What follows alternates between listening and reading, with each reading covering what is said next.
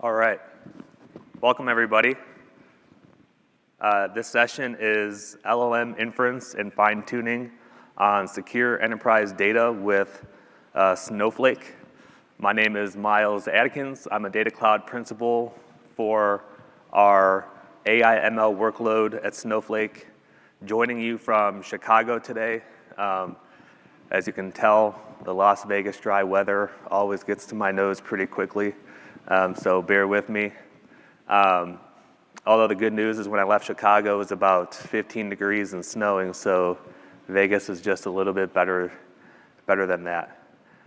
So thank you all for joining today. Looking to have a lot of fun here over the next hour, really walking you through everything that you're going to be able to do when it comes to Snowflake and Gen AI, large language models, so many acronyms. And again, thank you for the attention today.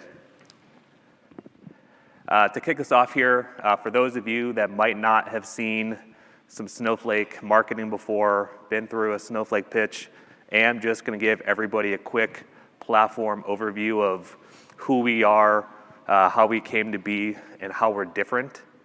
And then from there, we're going to jump right into it, and I'm really going to walk us through 3 different categories on how our Snowflake product teams are thinking about integrating, working with, partnering with, everything related to Gen AI.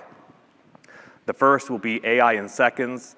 This is really going to be tailored towards how can Snowflake think about bringing to you customers just LLM-enabled experiences to where we manage all the complexity, we do all the fine-tuning, we do all of the operations of these large language models and just are able to deliver to you very quickly new, exciting experiences to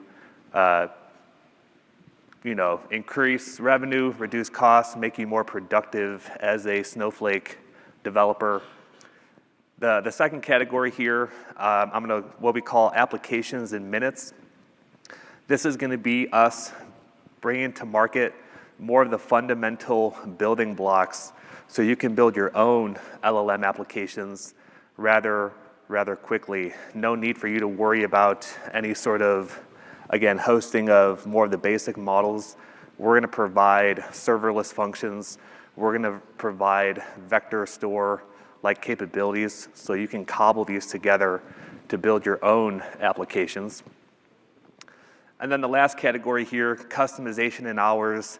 Hey, I do want to be able to kind of play around with the weights of my model.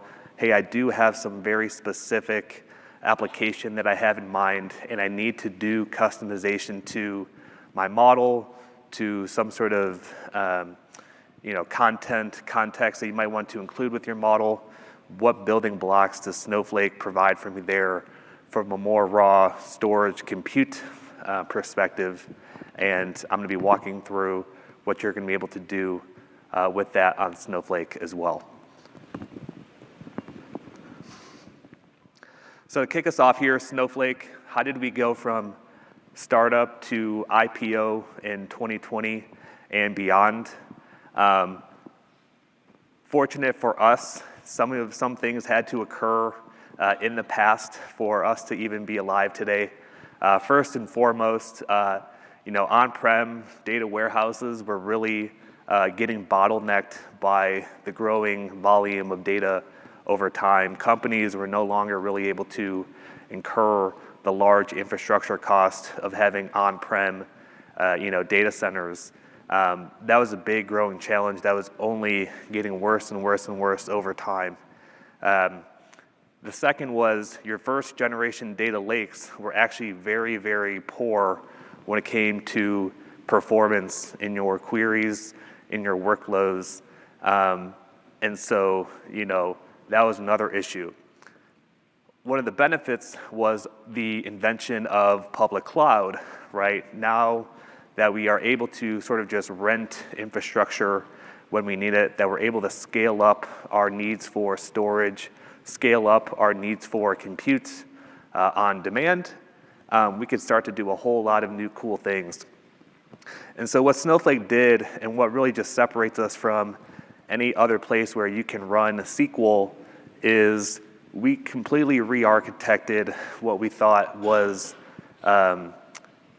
we completely re-architected from your traditional on-prem technologies to solve a lot of the challenges around, hey, how can I include all of my data? How can I think about having that sort of built-in scalability? How can we make it completely managed so you, the customer, don't ever have to think about hiring an on-prem IT management arm or services ever again? And so all of these things kind of together is what has kind of given us the confidence to say we are now a kind of a full-fledged data platform, or also known as the Snowflake Data Cloud. And so what this has kind of turned into is Snowflake now being able to handle at least 7 distinct different types of workloads within inside of an enterprise.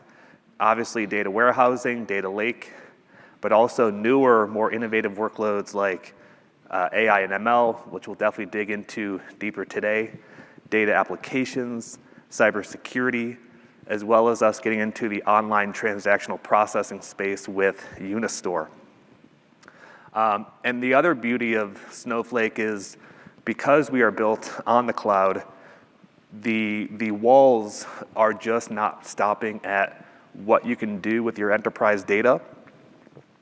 Through all of our marketplace technology, you can share your data. You can work with your second-party customers, partners, suppliers to augment your data to get even more value. You can also look into the Snowflake application marketplace to find partner applications that you might not be able to procure because of security issues, procurement issues. With our marketplace, we now make it very easy to deploy partner technology into your single tenant Snowflake account. You pay with your Snowflake credits, you get all the benefits of the governance and security that you have already set up when it comes to your data architecture. And so when it comes to AI and ML specifically, this is where I focus all of my time on here at Snowflake. Happy to start diving into what we call generative AI for enterprise data, where we, Snowflake, really are chasing 2 different things. 1, to be easy to use, and then also 2, of course, be secure, as we do think that your enterprise data is really the one thing that is going to be your core differentiator when it comes to everything Gen AI.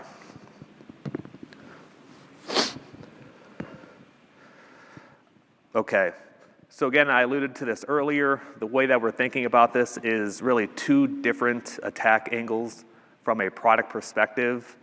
Starting up on the left-hand side here, LLMs and everyday analytics within seconds. This is going to be our experiences bucket. Again, Snowflake engineers are going to do all the heavy lifting to bring to market for you applications that are just Gen AI enabled. On the right-hand side, also giving you the building blocks for developers to build and deploy your own LLM applications on top of your Snowflake data as easily as possible as well. And then, of course, like everything else, this entire foundation of capability has to be built on top of a security and governance framework. And we're going to be doing that, of course, for your data, as well as the models that you might look to deploy on Snowflake as well. So getting to a portfolio view here, I'm going to kind of walk through each of these different boxes and give you sort of a 30-second pitch on everything that we have going on here. And to start us off, let's focus on the use of AI in seconds. We have document AI, universal search, and our most recently announced Snowflake Copilot, which we announced about a month ago at our Snow Day, which was a virtual event. Okay, so Document AI, this has been out there for a little bit of time now. Document AI, we announced at our Snowflake Summit in June of last year as well. It has been in private preview. Document AI is the ability for you to take unstructured data, your PDFs, your image files, and ask questions of what values that you might want to extract. I might have a W-2, I might have some sort of order form. You in natural language can say, hey, I want to know, who was the employee name for this specific W-2. Doc AI will go ahead, understand not just the image itself, but also the semantic of the words in a specific image, and try to go find and give you a confidence score on what it thinks that value was that you were asking for. Now, the beauty of Doc AI over the more traditional text extraction type services out there is for documents that have what we call kind of a changing schema, they look a little bit different. Doc AI is going to be able to handle that sort of change much, much more gracefully. And in addition to that, if the base model that you're working with is not quite doing its job on your specific document, you do have the ability to go through a no-code fine-tuning exercise to help it achieve better accuracy. And so net here we think with Doc AI, you're gonna be able to generate and produce more structured data from a lot of your unstructured data that can then be used in downstream workflows. Next up is Snowflake Copilot, and I do have a demo that I can show of Copilot today. Snowflake Copilot is going to be your LLM-powered assistant for everything that you want to do in Snowflake. So at its very core, taking your natural language inquiries, generating the appropriate SQL code, and again, allowing you, maybe someone who doesn't quite know how to write SQL, maybe you know how to write a little bit of SQL, but you're just looking for a tool to make you go faster. Maybe you don't quite know how to approach a specific SQL query. Snowflake Copilot is going to help you do that. And so when we think about differentiators when it comes to generative AI, Snowflake is very much in the mind that, yeah, everyone will be able to host models. Everyone sort of will have their own vector store capability of some flavor. Snowflake Copilot, we fully intend on competing to be the best natural language to SQL LLM on the market. And so this is what we see as one of our differentiators where you might not find this on another platform. The last, and this goes in hand with some of what powers Snowflake Copilot as well, is our universal search capability. So all of the metadata, all of the database names, column names, schema tags, applications, models that you might have in Snowflake, we have been able to take all of that metadata, combine that with an LLM behind the scenes as well, to start giving you much better search capability for objects that you want to interact with in Snowflake, giving you much better discoverability of data sets not only in your Snowflake account, but also in our marketplace that, again, might help you augment your data sets for the use cases that you are going after. So let's take a look here and see what we can do with Snowflake Copilot.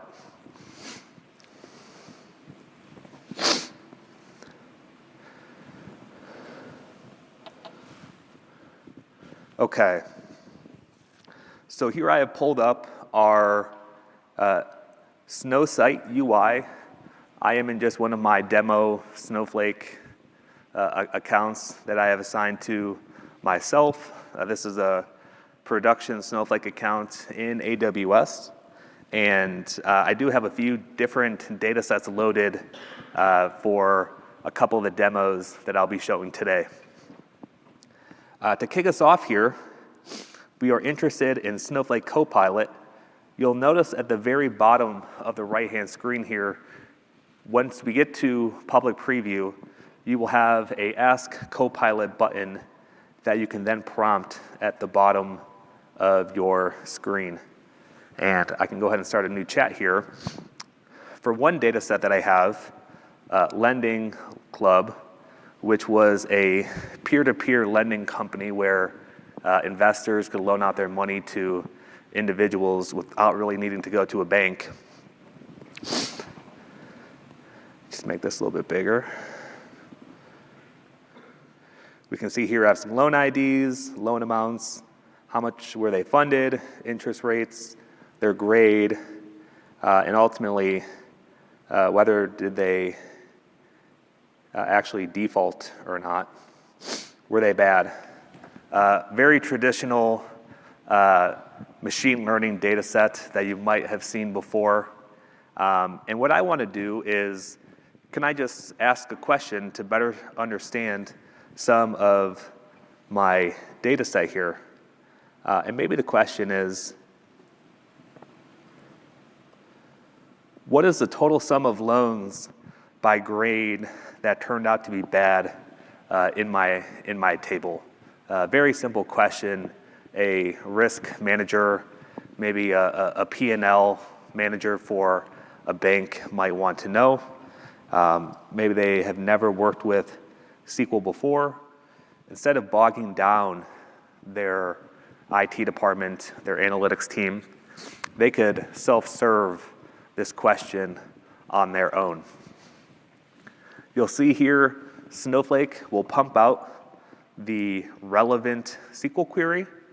A few things to note.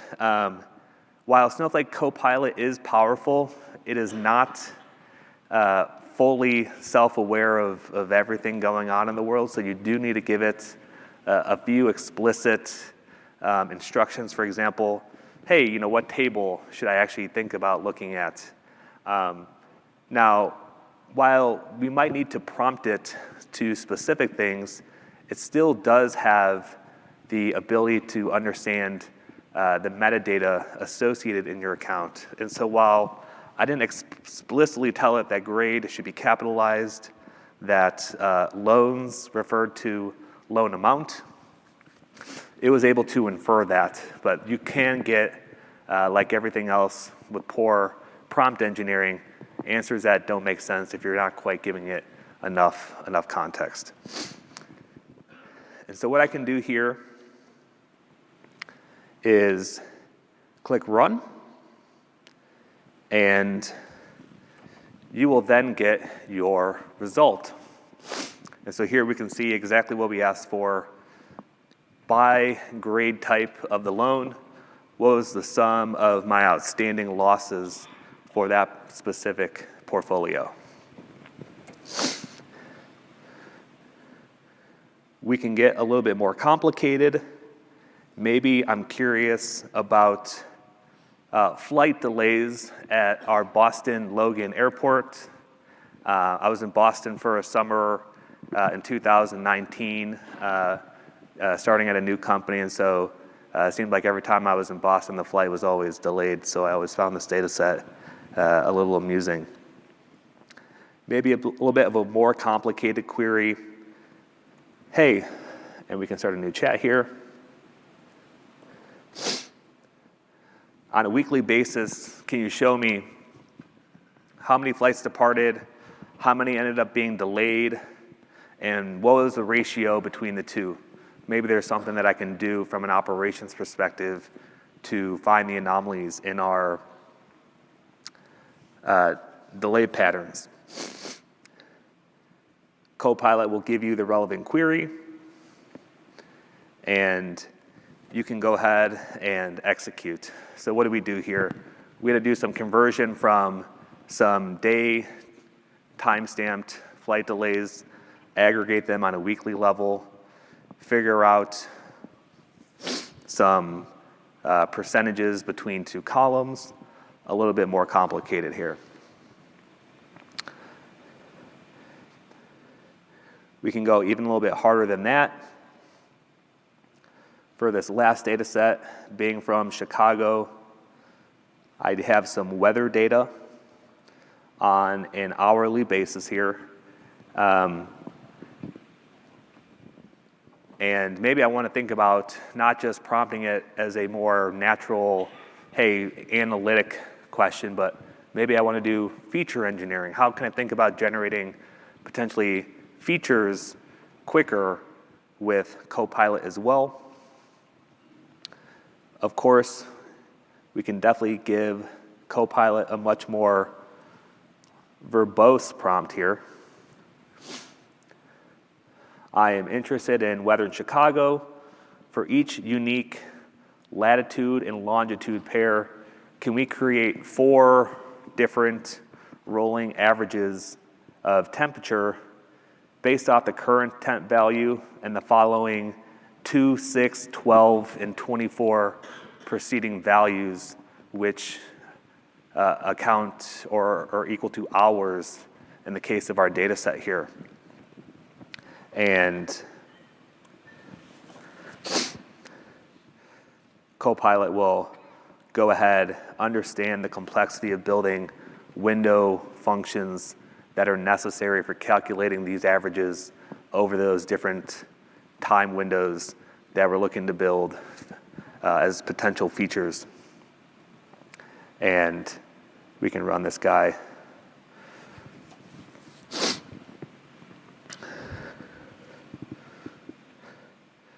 Get our result, and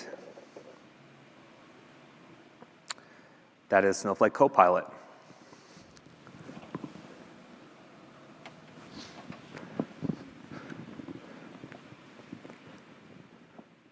Okay, moving on to our next category here, applications in minutes. This is where at our Snow Day, again, about a month ago-ish, we announced Snowflake Cortex. And Snowflake Cortex is going to be a collection of AI, I'll get to that in a second, and LLM serverless functions that you can just call as a function in Snowflake, and very soon as just an API call from any sort of environment that you might have. In addition to LLM functions and AI functions, Cortex also is going to include vector support as well. So we announced a new Snowflake data type, vectors, which is going to be your storage capability for all matter of word embeddings that you're looking to both store as well as serve to your LLM applications in what we know as retrieval augmented generation.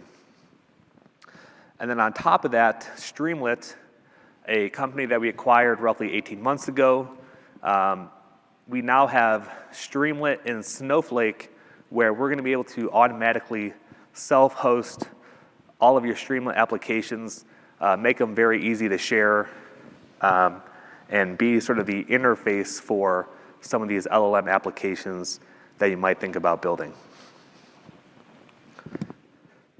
So diving into Cortex a little bit more, it's the serverless SQL function portfolio. There's really 2 different groups here.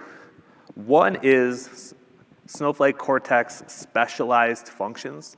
Our specialized functions are going to be specific task-based functions that you're going to be able to call, where some of them are backed by a large language model, like doing translation, doing summarization, doing sentiment detection, and some of them are just going to be your standard supervised machine learning models, forecasting, classification, anomaly detection. Our second group is going to be generalized functions. Again, generalized in the fact that you supply the specific model that you're looking to run when it comes to doing some sort of chat completion or embedding of some natural language text, for example. And we're going to have a growing list of models, open source models, where today we already have Llama 2, the Llama 2 family up and running. You're going to be able just to call this function, and it'll be very much a serverless experience for you. And then, of course, Streamlit and Snowflake, the ability to, again, develop your applications on top of some of these functions as well. And let's take a look and see what that can look like.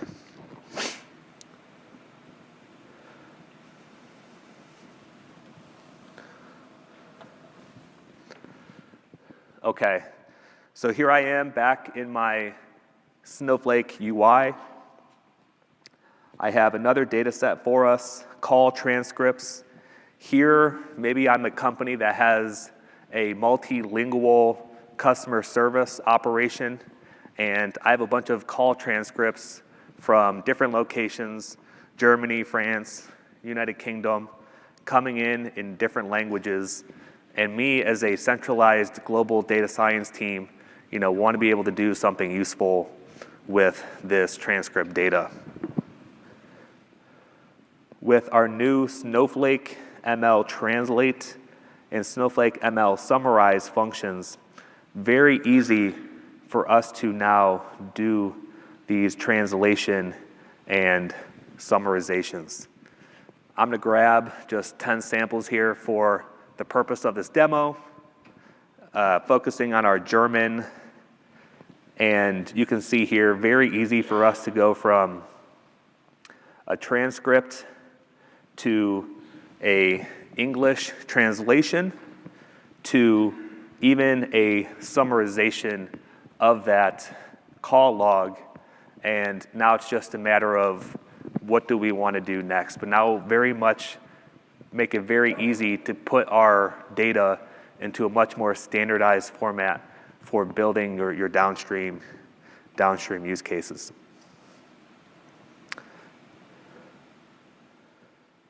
What can I do next? Maybe I want to even go a little bit further. Maybe I have some sort of service and I want to actually bundle and build a JSON record out of some of this data. Here, we can use one of our general functions, this ml.complete, use our Llama 2 model, 70 billion parameter, and give it a prompt here. Hey, can we summarize this transcript in less than 200 words? And I want the following fields to be outputted in a JSON format for me to later use and treat in a much more semi-structured format going forward as well. Very easy for us to build this prompt, pass it into our complete function, and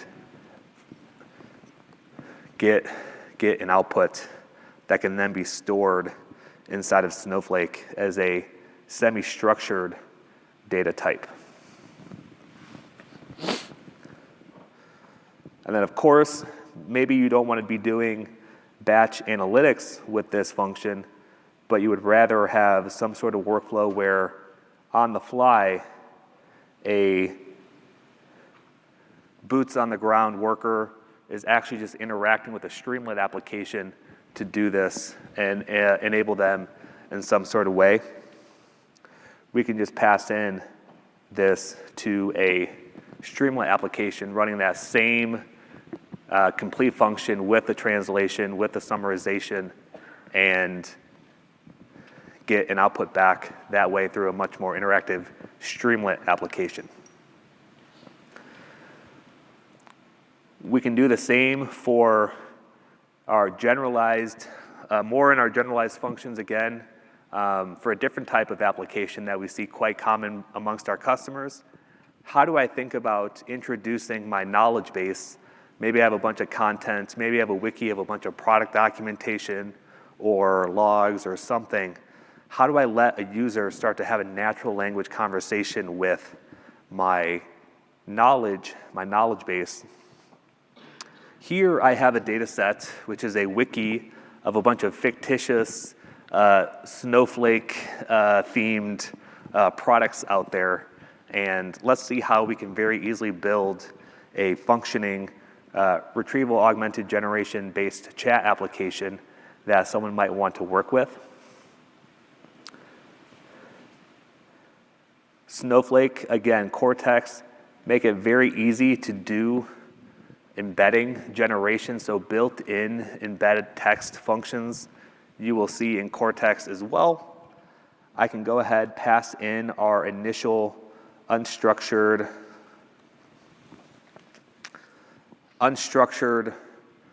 product wiki and get back the word embeddings that represent that knowledge. For those of you not familiar with word embeddings are basically these big, usually 768 long list filled with floating 64-point numbers, really meant to represent natural language text in a numerical format. From there, what we are able to do is compare different types of words using Snowflake's vector similarity function that comes part of Cortex as well. And this is going to allow us to retrieve what we think might be relevant context when you think about doing and building an LLM-based chatbot. And so what I can do here is go back to my Snowflake ML complete function. I'll be using Llama 2 again here. My prompt could be, who are the suppliers of that Schemax Pro 9000? As part of my prompt, very easy to then build an inner query here to do that retrieval augmented generation. Go take these two different vectors, find the ones that are the most similar, retrieve them, put them back into its natural language format, put that back into my final prompt, and what we can get back here is the suppliers for my Schemax Pro 9000 the Mountain Gear company. And of course, can do this in Streamlit as well to wrap up this function, put it into a Streamlit where maybe a user just types in their question, here's another one, and what they get back is the answer that they're looking for.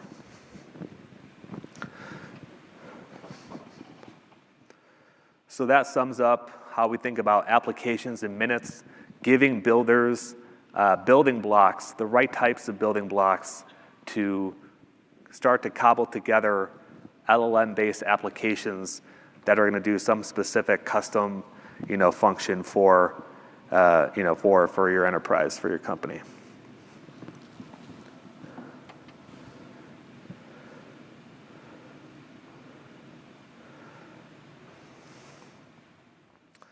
Okay. The last one here, fully custom in hours. So one of our big announcements back at Summit, again in June of last year, was the announcement of Snowpark Container Services. You saw us do a big opening kickoff with our CEO, Frank, and the NVIDIA CEO, Jensen, talking about how Snowflake and NVIDIA were going to build a partnership.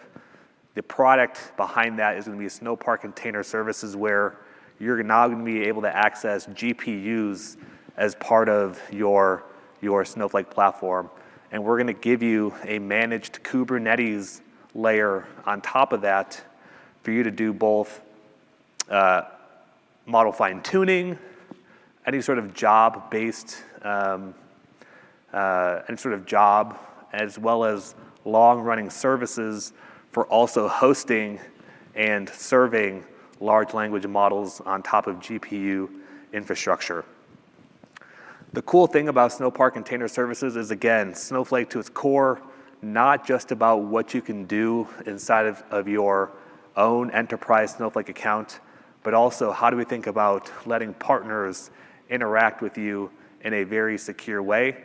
Partners are also going to be able to deploy, build, fine-tune, and then make available to you customers proprietary commercial large language model applications as well. And that can all run on top of Snowpark container services.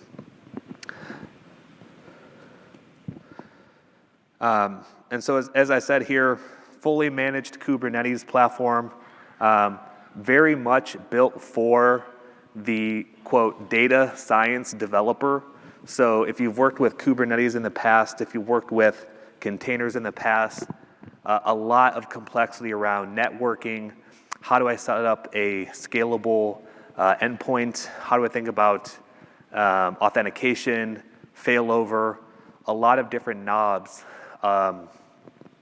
traditionally found in a Kubernetes offering. Snowflake is really built our service to be targeted towards the data developer persona. You just need to know a little bit of Python. You just need to know a little bit about how to build Docker containers. We're going to manage the ability for you to scale your applications with just a couple of knobs.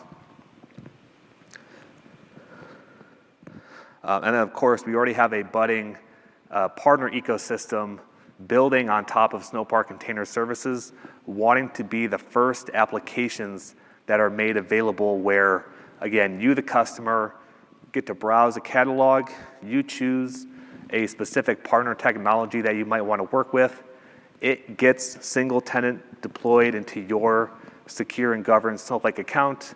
You pay with your Snowflake credits.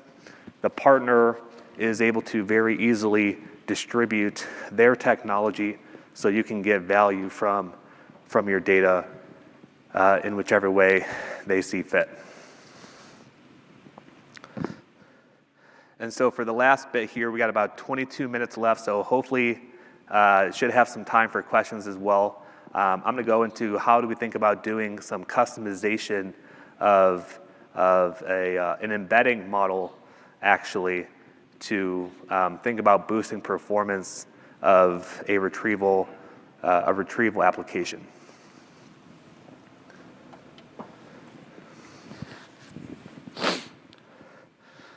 Okay, so for those of you that have seen Snowflake before, everything in Snowflake can be done infrastructure as code. Very easy to spin up a Snowflake warehouse, which our customers have been doing for nearly a decade at this point. All matter of scalability just built into a very declarative, what we call DDL statement here. You're going to be able to do the same thing for compute pools, again, which is our new compute modality behind Snowpark Container Services, to choose a specific SKU of infrastructure that you want to work with. And so in our LLM example, I'm going to want to spin up a GPU 7. This is an AWS 4 configuration of NVIDIA A10Gs. And we're going to do some fine tuning on this GPU. You can see we have auto resume, auto suspend. This compute pool is already up and running for the purposes of this demo again. And what I'm going to do is actually spin up a Jupyter notebook on top of this container infrastructure. And that's where I'm going to do my fine-tuning example. Very easy to build the specification of what I want this cluster to do. You can see I have an image that I'll be using. I've mounted some persistent storage as well. And then, of course, very easy to then make this a publicly accessible application if needed. Obviously, Jupyter Notebook, a long-running sort of UI to run and execute Python code. So I can get my public endpoint here. I've already gone ahead and logged in. I've mounted some code that I had written and stored in Git through our Snow Git integration, was then able to mount that code to this specific Jupyter notebook. And from here, we can get into kind of the meat of this last demo here. I can go ahead and import my packages, connect to my Snowflake warehouse for data processing, and the data set that we'll be looking at here is a fictitious musical store e-commerce website that has a bunch of customer reviews around the product, when they bought it, as well as the rating for that product. For example, I'm amazed by the sound quality of this guitar. The pickups are incredible, definitely worth the price. Now, very easy for me to then, in this case, go grab one of my favorite embedding models from the open source Hugging Face model repo. Sentence Transformer is a Python SDK making it very easy for me to take a model, put it onto my local hardware, and put it onto a GPU specifically for me to start working with it. To do a quick evaluation of the base model that we grabbed here from Hugging Face, we can kind of zero in on two different, I can make this a bit bigger, two different sentences here. The first one, my Martin 16NY is a beautiful piece of craftsmanship. My guitar, sentence number 3, is a beautiful piece of craftsmanship. To me, as a musical instrument store, SME, they're pretty much saying the same thing. But to our embedding model, they're only giving me a cosine similarity of about 0.55. So not similar, not dissimilar, kind of somewhere in the gray area. And if you were to build a retrieval augmented generation application, you would be pretty disappointed with the performance that you would be getting, because it's not really even understanding similarities between a question and what your wiki, what your product catalog, what your context might include.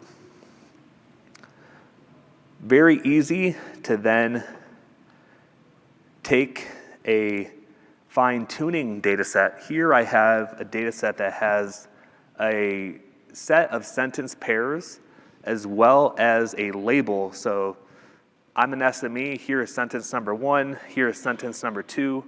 What would you rate the similarity of those two sentences to be? And this is where companies, again, your real competitive advantage when it comes to the applications that you build is going to be in developing, procuring, building, for example, fine-tuning data sets like this to make your applications performant, and performance should make the customer happy. So I'm going to take this fine-tuning example, put it into a model.fit function here, and let's go ahead and fine-tune this model. We can see here that my GPU utilization has ticked up here, so I'm fine-tuning this model on a GPU pretty fast. And we can run that similarity analysis again. And if our baseline was 0.55 for that similarity, I have bumped up my cosine similarity for that specific pair to a 0.75.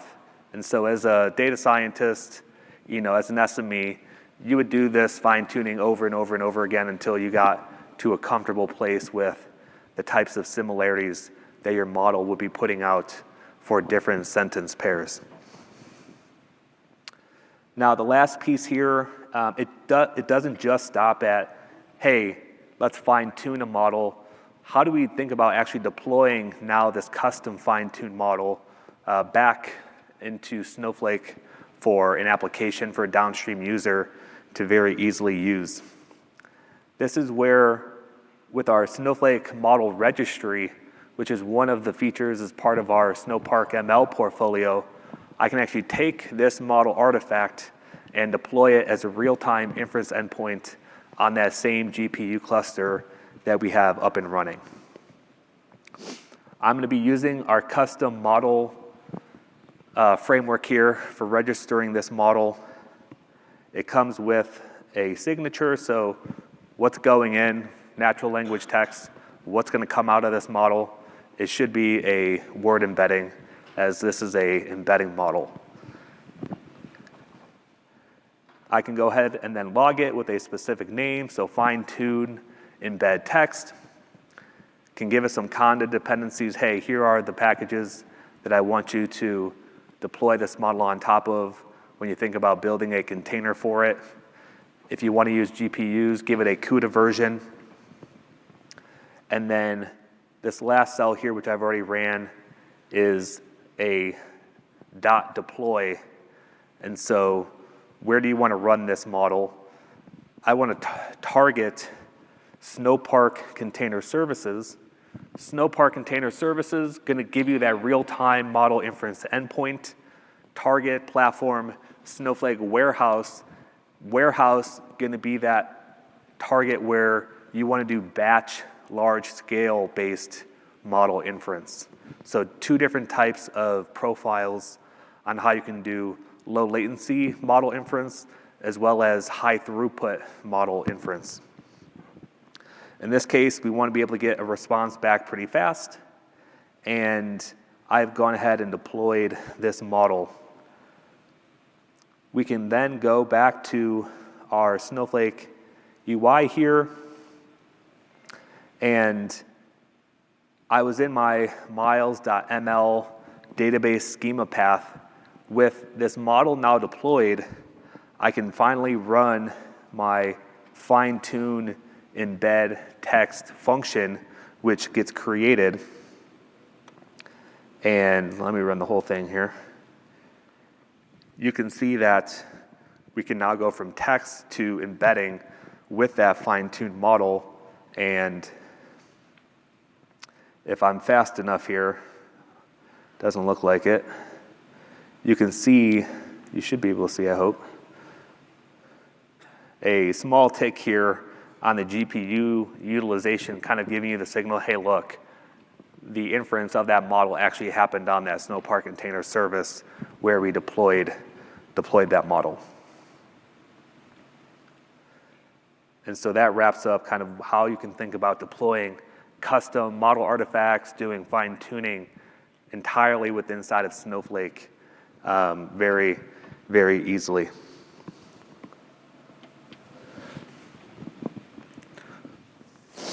And so with that kind of sums up the presentation here. Walk you through how Snowflake is thinking about you using AI in seconds.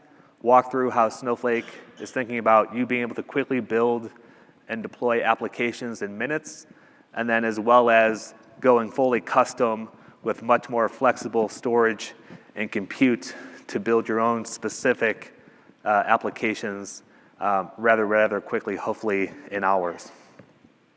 So with that, thank you for joining us today. I see we got about 11 minutes here left, so happy to field some questions and appreciate you guys coming out today.